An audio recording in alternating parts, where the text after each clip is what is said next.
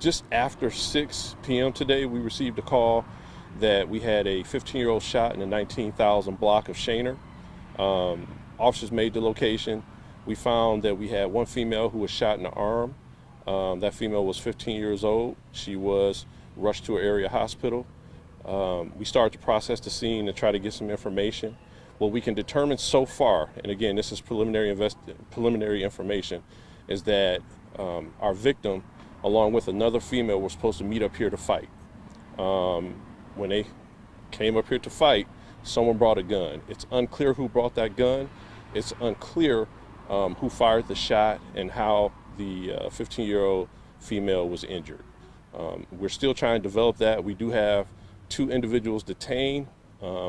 We believe them to be witnesses, but we're still trying to get the story straight and unravel everything that we're getting. Any questions? So you've talked about just how senseless this violence is. I think last time we were talking, it was elderly individuals on Jefferson. Now you've got kids. There's been a lot of kids involved in shooting. What can you say to families out there, to parents, especially? So, and I'm glad you brought that point up. One of the most important things that we can say is that we're still dealing with children, and they have to learn how to regulate themselves. I'm not sure who has that going on. They have to learn how to regulate themselves, but parents have to know where their children are going. They have to know what their children are doing, and whether or not your children has access to firearms. I think every parent has control of that, and I think that's the most important piece to get out. We have had so many different types and situations that have occurred within the city of different violent natures, and all of them come down to one common denominator: self-regulation. So with children, their parents have to help them, but we shouldn't be bringing guns to fights, and we shouldn't be fighting. We should be talking. So that's pretty much it. So the shooting happened in the basketball court? Right now, we just know the shooting happened in the area of the 19,000 block of Shaner. So we don't know exactly where the shooting took place, but we do know it happened in this area.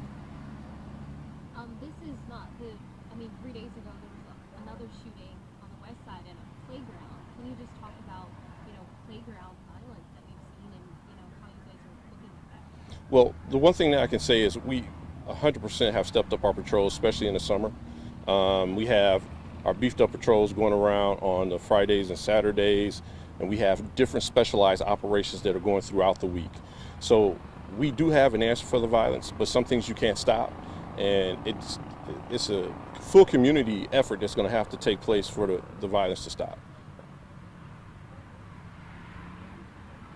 What was the condition of the victim? She was temp serious. You said temp serious? Temp serious. Is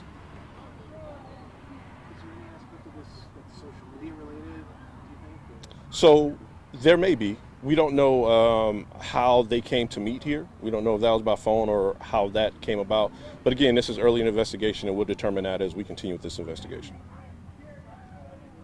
What are the ages of the people detained? So our victim is 15.